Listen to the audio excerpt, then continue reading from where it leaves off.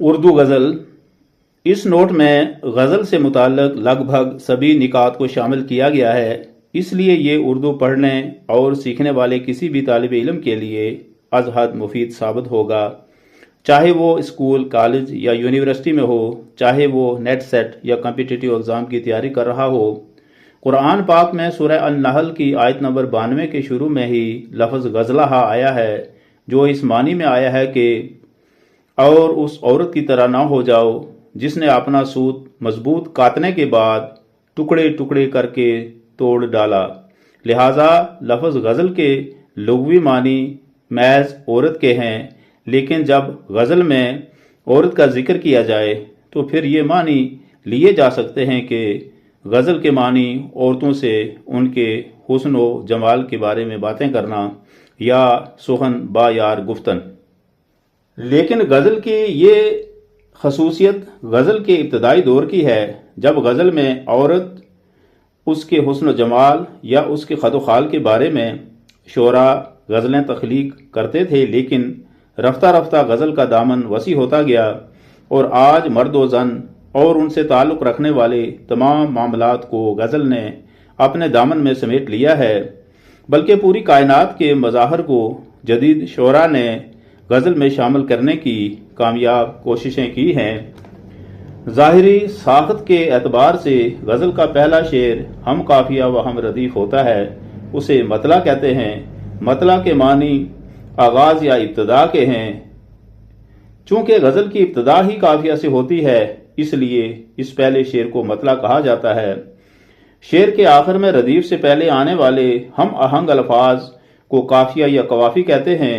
مثلاً غالب کے شعر درد منت کشے دوا نہ ہوا، میں نہ اچھا ہوا برا نہ ہوا، میں دوا اور برا قوافی ہیں۔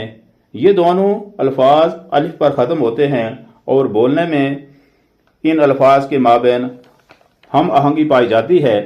قافیہ کے بعد شعر کے اختتام پر جو الفاظ مکرر یا بار بار آتے ہیں انہیں ردیف کہا جاتا ہے۔ مثلاً غالب کے اسی شعر میں دو الفاظ نہ ہوا دونوں مصروں میں مکرر آئے ہیں، بار بار آئے ہیں یا تکرار سے آئے ہیں، یہ ردیف کے الفاظ ہیں۔ غزل کے پہلے شعر میں تو یہ دونوں مصروں میں آتے ہیں، لیکن بعد کے اشعار میں یہ صرف دوسرے مصروں میں ہی آتے ہیں۔ ایک شعر میں دو مصرے ہوتے ہیں۔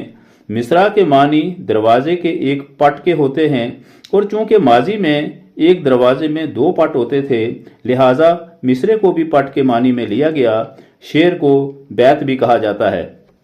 جس غزل میں قافیہ کے ساتھ ساتھ ردیف بھی ہوتی ہے اسے غزل مردف کہا جاتا ہے، اور جس غزل میں صرف قافیہ ہی ہو اور ردیف نہ ہو اسے غزل غیر مردف کہا جاتا ہے۔ یاد رہے کہ سبھی غزلیں مردف نہیں ہوتی، بلکہ بہت سی غزلیں غیر مردف بھی ہوتی ہیں جن کے اشعار ردیف کے بجائے قافیہ پہ ہی ختم ہوتے ہیں۔ مثلاً علامہ اقبال کی غزل جب عشق سکھاتا ہے آداب خدا گاہی، کھلتے ہیں غلاموں پر اسرار شہنشاہی۔ اس شعر میں الفاظ آگاہی اور شہنشاہی قوافی ہیں، ہم آہنگ ہیں، صوتی اعتبار سے ملتے جلتے ہیں، اگرچہ معنی الگ الگ ہیں، اور یہی الفاظ ردیف کے بجائے شعر کے آخر میں آ رہے ہیں۔ اب اس بات کو ذہن نشین کر لیں کہ غزل کے پہلے شعر کو مطلع کہا جاتا ہے، جس کی خصوصیت یہ ہوتی ہے کہ اس کے دو مصرے ہم قافیہ و ہم ردیف ہوتے ہیں، لیکن اگر غزل غیر مردف ہے تو دونوں مصرے صرف ہم قافیہ ہی ہوتے ہیں، ہم ردیف نہیں ہوتے۔ مطلع کے معنی طلوع ہونے کے یا شروع ہونے کے ہوتے ہیں۔ اگر کسی غزل کا دوسرا شعر بھی ہم قافیہ و ہم ردیف ہو تو اسے حسن مطلع یا زیب مطلع کہا جاتا ہے۔ اس ضمن میں میر تقی میر کے یہ دو اشعار ملاحظہ فرمائیں۔ تھا مستعار حسن سے اس کے جو نور تھا، خورشید میں بھی اس ہی کا ذرہ ظہور تھا، ہنگامہ گرم کن جو دل ناصبور تھا، پیدا ہر ایک نالے سے شور نشور تھا۔ عام طور پر ہر ایک غزل میں 5 اشعار ہوتے ہیں، لیکن کئی شعراء نے 19 اور ان سے بھی زیادہ اشعار کی غزلیں کہی ہیں۔ غزل کے سب سے اچھے شعر کو شاہ بیت یا بیت الغزل کہا جاتا ہے۔ गज़ल का हर शेर मानी के एतबार से जुदागाना होता है, यानी कि एक शेर का कुछ मतलब और दूसरे शेर का कुछ और मतलब होता है। मुख्तसर ये कि गज़ल के अशार में बहमी रबत व तसलसल नहीं होता, इसीलिए तो बाज़ नाक़दीन ने गज़ल को रेज़ाकारी का फ़न कहा है। गज़लें दो तरह की होती हैं, एक गज़ल मुसलसल और दूसरी गज़ल गैर मुसलसल। गज़ल मुसलसल में शायर की किसी एक ख़ास मौजू पे ही तमाम अशार कह देता है, जैसा कि नज़म के अशार किसी एक ही मौजू पे होते हैं, लेकिन इस किस्म की गज़लें तादाद में बहुत ही कम हैं। गज़ल गैर मुसलसल वही जो आम गज़ल जिसके तमाम अशार अलग अलग मानी रखते हैं, लेकिन कभी कभी गज़ल गैर मुसलसल में भी 2 या 3 या उससे ज़्यादा अशार किसी एक मौजू पे ही होते हैं, तो उन्हें किता के अशार कहा जाता है। मसलन मीर तकी मीर के ये 2 अशार मलाजा फरमाएं।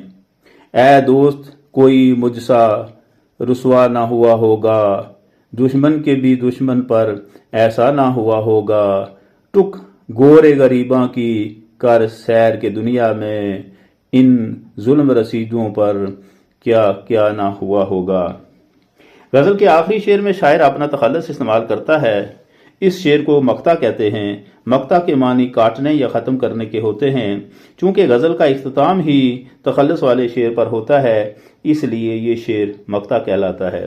लेकिन कभी कभार शायर अपने कलाम के पहले शेर में ही अपना तखल्लुस इस्तेमाल कर देता है। मसलन अकबर अलाहाबादी ने फर्जी लतीफ़ा नाम की एक नज़म में उसके पहले ही शेर में अपना तखल्लुस इस्तेमाल किया है। शेर है, खुदा हाफिज़ मुसलमानों का अकबर, मुझे तो उनकी खुशहाली से है यास। तखल्लुस के इस तरह इस्तेमाल को सनत ताल्ली कहा जाता है। गज़ल उर्दू शायरी की सबसे मकबूल सिनफ़ सुखन है, इसलिए इसमें उर्दू के तकरीबन हर शायर ने तबा आजमाई की है। अब इन पॉइंट्स को ज़हन नशीन कर लें तो लिखने में ज़्यादा वक्त नहीं लगेगा। नंबर 1, गज़ल अरबी ज़ुबान का लफ्ज़ है जिसके मानी औरत के हैं। नंबर 2, गज़ल के पहले शेर को मतला कहा जाता है। मतला के मानी तुलू होने या ज़ाहिर होने के हैं। नंबर 3, शेर के आखिर में रदीफ से पहले आने वाले हम आहंग या सौती एतबार से मिलते जुलते अल्फाज कवाफी कहलाते हैं। नंबर 4, शेर के आखिर में मुकर्रर आने वाले या तकरार से आने वाले अल्फाज रदीफ कहलाते हैं। नंबर 5, अगर गज़ल का दूसरा शेर भी हम काफिया व हम रदीफ हो तो वो हुस्न मतला या ज़ेब मतला कहलाता है।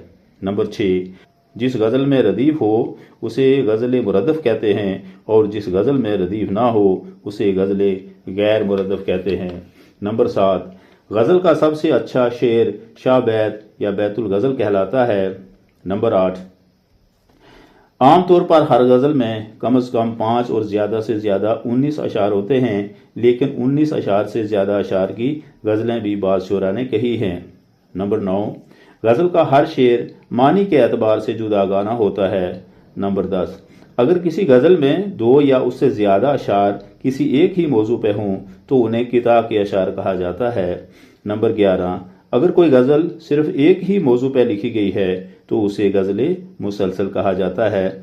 नंबर 12, गज़ल के आखिरी शेर में शायर अपना तखल्लुस इस्तेमाल करता है, उसे मक्ता कहते हैं। मक्ता के मानी कता करने या काटने के होते हैं। नंबर 13, अगर शायर पहले शेर में ही अपना तखल्लुस इस्तेमाल करे तो उसे